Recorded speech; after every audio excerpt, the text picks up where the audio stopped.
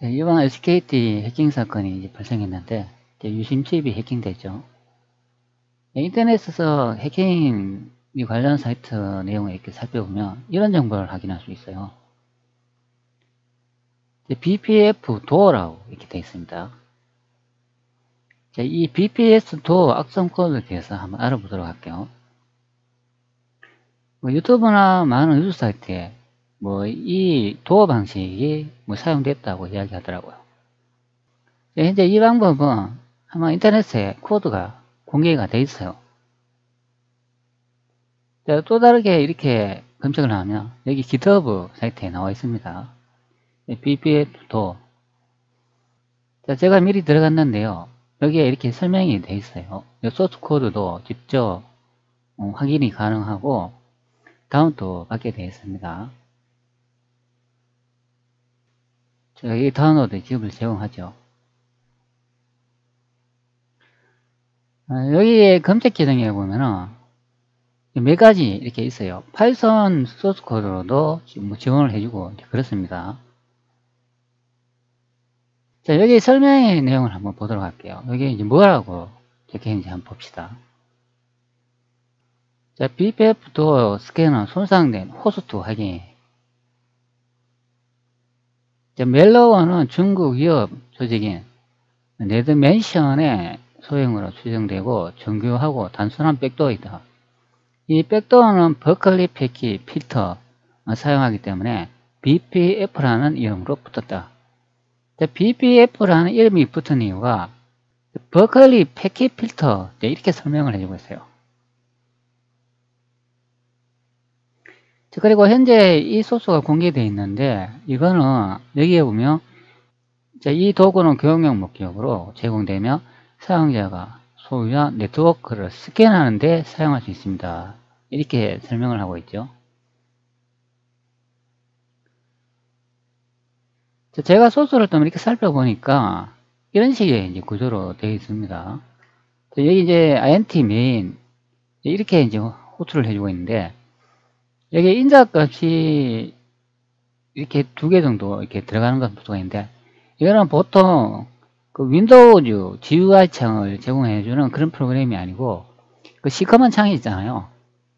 커맨드 창이라고 하고 예전에는 도수 창이라고 불렀는데 그런 형태로 지원하는 코드가 되겠습니다. 자, 여기 파워세일 관리자 이렇게 선택을 해보면 이런 식의 창이 나오잖아요. 이렇게 이제 실행하는 프로그램이라고 보면 되는 거예요. 여기서 CMD 이렇게 입력을 해가 프로그램 떼어가지고 이렇게 드르륵 쳐가지고 엔터 치면 이렇게 문자열 형태로 사용하는 그런 방법이라 되는 거예요. 그런데 여기 해시값이 이제 들어가는 것도 확인할 수가 있고 이상한 16준 값으로 되어 있습니다. 이런 값들이 정확하게 뭘 의미하는지 저도 모르겠어요. 여기 설명 같은 게 이렇게 잠시 이렇게 적혀 있는데 소켓이라고 적혀 있으니까 소켓 포트 정보 그런 내용이 되는 것 같아요. 그리고 여기 아래쪽에 PID 패치 이렇게 되어 있고 여기도 16준 형태로 이렇게 작성이 되어 있습니다. 메인 함수를 보면 그렇게 크게 복잡한 건 아닌 것 같아요. 자, sRand라는 함수를 호출하고 있는데 이거는 그 난수 숫자 값을 생성하는 그런 호출 함수라고 보면 되는 거예요. 여기 이제 타임이라고 되어 있으니까 그러면 타임을 난수로 이렇게 만드는 것 같아요. 그러니까 특정하게 이렇게 정해진 값이 아니고 다양하게 무작위로 만든다 보면 되는 거예요. 그때 이 초기화하는 값이 되는 겁니다. 그 str copy라고 있는데 무슨 또 문자를 이렇게 복사를 하는 것 같아요.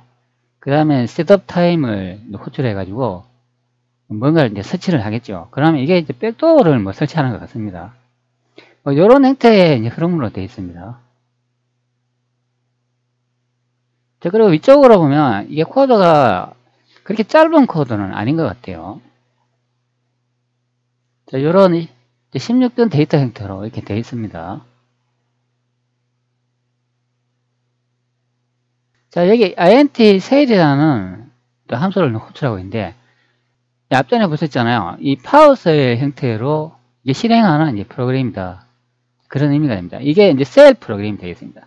여기 파워셀이라고 되어 있잖아요. 뭐 전문적인 프로그램 하시는 분도 이게 뭔 의미라는지 이거 잘 모를 거예요. 일반인들이 이런 소스 코드를 받아봐도 이게 뭔 내용인지 몰라. 뭐 이렇게 함수 이름은 대충 추론이 가능한데 이걸 어떻게 이제 써야 될지는 정확히 분석하기 좀 어렵다. 그런 의미가 되는 거예요. 위쪽에도 한번 볼게요. 상당하게 코드가 좀 긴 편이에요. 그렇게 짧은 건 아니에요. 여기도 보시면 뭐 이상한 거 이런 게 많죠. 이런 이제 소스 형태로 이제 되는 것을 볼 수가 있습니다. 여기 번역되어 있는 것처럼 이 손상된 호스트 확인이 이렇게 되어 있어요. 버클리 패킷 필터라고 되어 있습니다.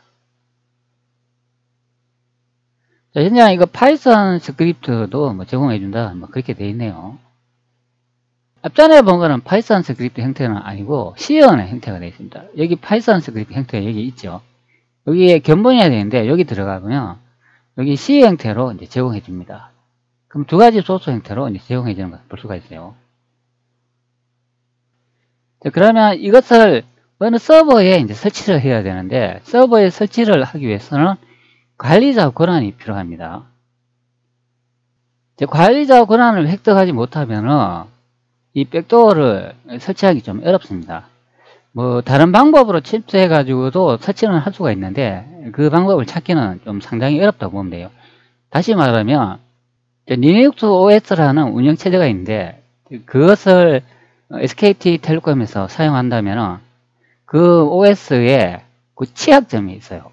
그 취약점을 간파해 가지고 관리자 권한을 획득해 가지고 백도어를 설치할 수 있다, 그런 의미인데 그렇게 해서 하는 거는 좀 상당히 취약점 발견하기 어렵겠죠. 재미있는 대화 내용 한번 살펴볼게요. BPF 도어 백도어는 메모리 수준으로 설치되니 아니면 SSD 같은 저장 장치에 복사 후 실행되는 것이니 이것도 감지 가능하더니 디스크 액세스 감시나 메모리 감시로도요. 보통 서버 수준으로 시스템 메모리나 저장 장치는 한번 실행하면 거의 변동이 없지 않니? BPF 도어 백도어는 커널 레벨에서 메모리의 적재에 대해 실행되는 형태로 취합니다. 일반적인 사용자 공간에 백도어처럼 실행 파일이나 디스크에 저장되어 주기적으로 실행되는 방식이 아니다, 그렇게 설명을 합니다. PC를 이게 실행을 하면 보통 프로그램을 실행하기 위해서는 하드디스크나 SSD에 설치되어 있는 그 확장자 exe 파일을 더블 클릭해 가지고 실행을 하지 않습니까? 근데 이거는 그렇게 실행을 하는 게 아니라 해커가 백도어를 설치하는데 메모리에 직접 침투해 가지고 설치한다, 그런 의미가 됩니다. 그래서 좀 탐지가 좀 곤란하다, 그런 의미가 되는 거예요. 작동 방식은 메모리에 이제 상주를 하고 프로그램 자체가 커널 모드에 내에서 실행된다, 이렇게 설명을 해주세요. 여기서 이제 중요한 말이 나오는데 이거 커널 메모리는 그 자체가 OS라 보면 되는 거예요. 보통 우리가 실행하는 프로그램하고는 좀 다른 개념이 되는 거예요. SKT 같은 경우는 리눅스 OS를 사용합니다. 이거는 우리가 보통 접하는 윈도우즈 OS하고는 좀 다른 거예요. 서버 개념으로 가면은 뭐 더 안정적이라 그래가지고 여기 리눅스 OS를 사용하는 것 같아요. 이 운영체제 그 자신을 커널이라 부른다고 이렇게 생각하면 되는 겁니다. 그런데 이 백도어도 설치하는데 관리자 권한이 있어야 된다, 그런 의미가 됩니다. OS의 취약점을 공격해가지고 설치를 할 수 있지만 이 백도어 프로그램을 관리자 권한을 획득을 해야만이 설치가 가능하다, 그런 의미가 되는 거예요. BPF 기능을 악용하는 악성 코드이므로 디스크에 별도의 실행 파일을 남기지 않고 메모리에 상주하면서 네트워크 패킷을 감지하고 악성 행위를 수행한다.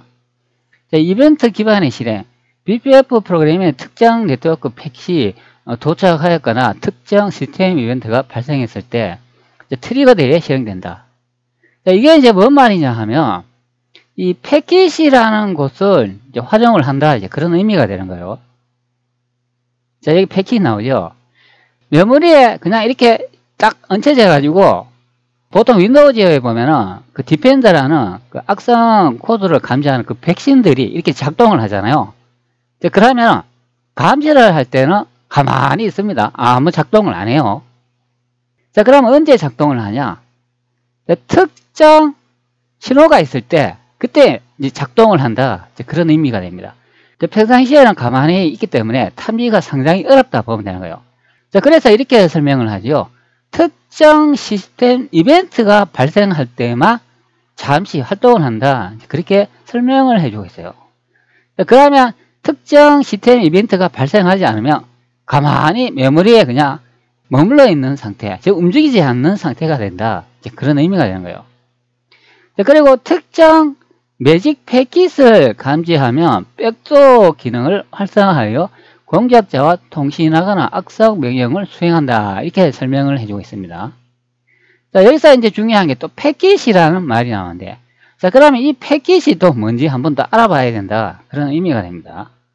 자, 패킷이라는 거는 데이터의 조각, 패킷은 네트워크를 통해 전송되는 데이터의 논리적인 기본 단위이다. 큰 데이터를 전송하기 전에 작고 관리하기 쉬운 크기로 나눈 것이라고 생각하시면 된다. 자, 헤더와 페이로드, 패킷은 발신지 주소, 그리고 목적지 주소, 순서 정보 등을 담고 있는 헤더와 실제 전송하는 데이터 내용이 페이로드로 구성되어 있다. 이렇게 설명을 해주고 있어요. 자, 여러분 인터넷 하지 않습니까? 뭐 게임이나 아니면 그 브라우저를 이용해 가지고 뭐 인터넷에 정보를 이렇게 검색하잖아요. 자, 그러면 그런 정보들이 여기 이제 패킷을 통해 가지고 이동된다 보면 되는 거예요. 많은 데이터를 보내거나 받을 때 한꺼번에 너무 이렇게 몰리면은 병목 현상이 발생해요. 자, 병목 현상 여러분 아시죠? 도로로 생각을 하면 자동차가 입구는 하나인데 많은 자동차가 이렇게 몰리지 않습니까? 그러면 술술 이렇게 빠져나가지 않고 막히는 현상, 그게 병목 현상이 된다. 그런 의미가 됩니다. 그 병목 현상을 줄이기 위해서 그 큰 파일에 이 데이터를 작게 조각으로 나눠가지고 전송하는 게 그게 바로 패킷이다. 이제 보면 되는 거예요. 자, 그리고 패킷에는 발신자 주소가 들어가 있고 목적지 주소, 뭐 순서 정보 등을 담고 있다. 자, 그리고 큰 파일을 이제 보내면서 이제 조각으로 나누면서 나중에 받는 곳에서 어떤 정보를 이용해 가지고 또 하나로 만들어야 되는데 그때 이제 사용하는 정보가 뭐 발신지 주소, 목적지 주소, 그리고 여기서 중요한 거는 이 헤더 정보가 이제 포함되어 있다. 그런 의미가 됩니다. 자, 패킷이라는 것은 그 병목 형상을 줄이기 위해서 만들어 놓은 뭐 또 다른 하나의 이제 포트라고 보면 되는 거예요. 포트는 뭐 데이터를 전송하기 위한 하나의 길이다, 뭐 입구다, 그렇게 생각하면 되는 거예요. 자, 이 패킷 말고 또 소켓이라는 게 있어요. 또 통신 종단점, 소켓은 네트워크 상에서 실행 중인 애플리케이션이 데이터를 주고받기 위해 사용하는 인터페이스다. 마치 전화를 걸거나 받는 전화기의 콘센트와 같은 역할을 한다. 자, IP 주소와 포트 번호. 여러분이 IP라는 말 이거 많이 들어봤죠? 그리고 뭐 포트라는 말도 여러분 많이 들어봤을 것입니다. 각 소켓의 특정 IP 주소와 포트 번호의 조합으로 식별된다. IP 주소는 네트워크 상의 컴퓨터를 나타내고 포트 번호는 해당 컴퓨터 내에서 실행 중인 특정 애플리케이션을 나타낸다. 자, 연결 지향, 비연결 지향. 소켓은 TCP와 같이 연결을 설정한 후 데이터를 안정적으로 순서대로 주고받는 연결 지향 방식과 UDP와 같이 연결 설정 없이 데이터를 빠르게 주고받는 비연결 지향 방식을 모두 지원한다. 자, 이렇게 생각하면 돼요. 이 패킷이라는 거는 큰 파일을 여러 조각으로 나눠가지고 병목 현상을 줄이기 위해서 이용하는 기술이라 보면 되고, 이 소켓은 한 번에 데이터를 그냥 이렇게 직통으로 보낸다 생각하면 되는 거예요. 직통으로 보낼 때도 뭐 다양한 그 정보가 있겠지만 나중에 받는 쪽에서 데이터가 소실됐다 그러면 또 한 번 요청을 해가 또 한 번에 또 직통으로 다 받는 그런 경우가 되겠습니다. 보통 다운로드 기능이 있잖아요. 그게 이게 소켓을 활용되는 기술이라 보면 되고, 패킷은 여러 조각으로 나눠가 병목 현상을 줄이기 위해서 이렇게 두 가지로 나눠놨다 보면 되는 거예요. 이게 두 개가 네트워크 다 기술인데, 여기 앞전에 제가 설명을 했잖아요. BFF 도어 스캐너. 여기서 이 백도어가 바로 여기에서 활동하는 거다. 이 패킷에 활동한다. 그런 의미가 되나요? 패킷에서 해커와 데이터를 조각 형태로 받기 때문에 감지가 더 어렵다. 이제 보면 되는 거예요. BPF 도어 해킹 공격으로 커널 수준으로 해킹했다고 해도 백도어를 어떻게 설치할 수 있냐? 왜 커널의 수준의 관리자 접근이 가능했냐에 의문이 생긴다. 자, SK텔레콤이 해킹이 됐습니다. 자, 그런데 이 백도어를 설치하기 위해서는 관리자 권한이 있어야 돼요. 물론 관리자 권한이 없어도 설치는 할 수 있어요. 그게 뭐냐면은 리눅스 OS에 취약점을 공격해가지고 관리자 권한을 획득을 해가지고 설치를 할 수도 있습니다. 자, 그러나 그렇게 취약점을 간파하는 것은 상당히 어렵다 보면 되는 거예요. 이 관리자 권한이 없으면 백도어를 설치를 못하는데 여기서 생각해 볼 수가 있는 거예요. 만약에 OS의 취약점을 이용해 가지고 백도어를 설치를 안 했다면 SKT 내부에 동조자, 즉 소행자가 같이 작업을 했다. 그래 볼 수 있는 내용이 되는 거예요. 그래서 하나의 이제 해킹이 발생하면 다방면으로 생각을 하고 조사를 해야 된다. 그런 의미가 됩니다. 뭐 OS의 취약점으로 이 백도어를 설치했나, 아니면 관리자 권한을 내부의 동조자가 넘겨줬는가, 그런 걸 생각을 해야 됩니다. 자, 그리고 우리는 보통 해킹을 하면 이 프로그램상에 돌아가는 것만 이야기하는데요. 실제 이 보안을 관리하는 그 사람의 가족을 협박을 해가 그 보안 관리자의 심리를 이제 흐트려 가지고 동조자로 만드는 그런 기법도 하나의 이제 해킹이라 보면 되는 거예요. 여러분 생각해 보세요. 너가 나를 만약에 이 정보를 팔지 않으면은 내가 너의 가족을 해코지 할 거야.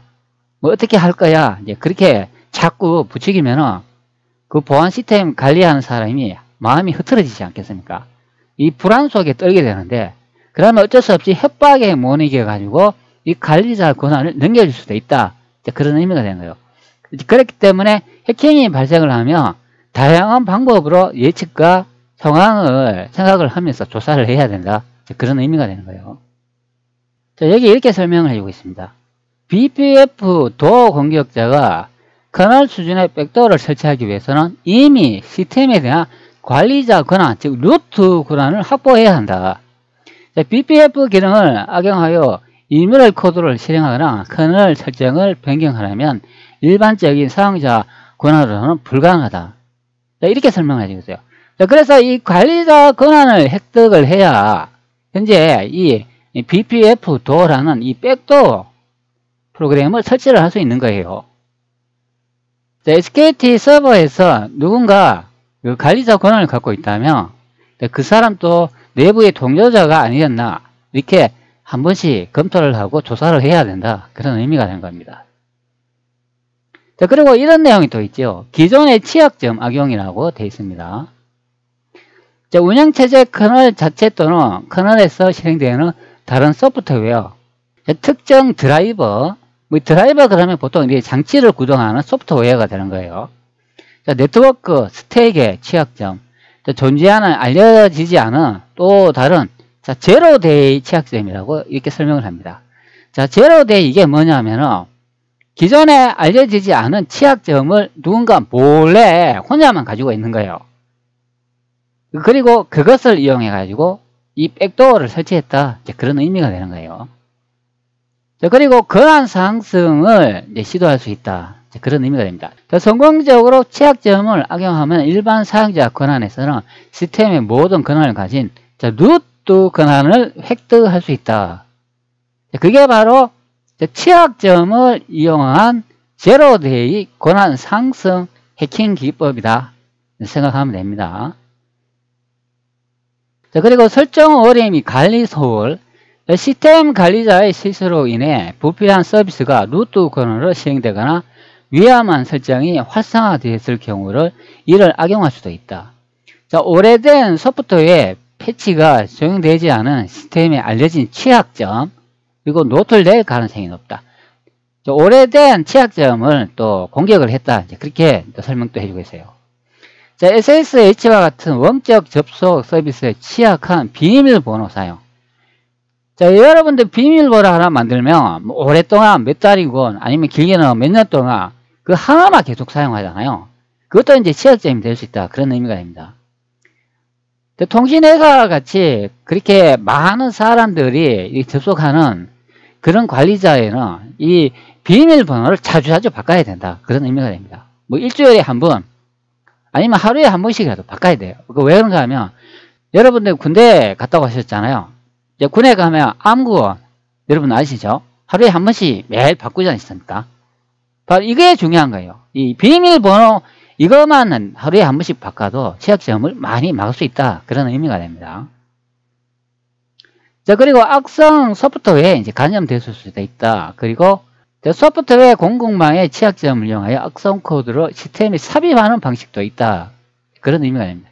즉, 모든 이렇게 프로그램이나 모든 OS는 다 취약점이 있는데, 그것을 이제 획득을 해가, 공격해가 백도어를 설치할 수 있다. 이제 그렇게 설명을 해주고 있어요.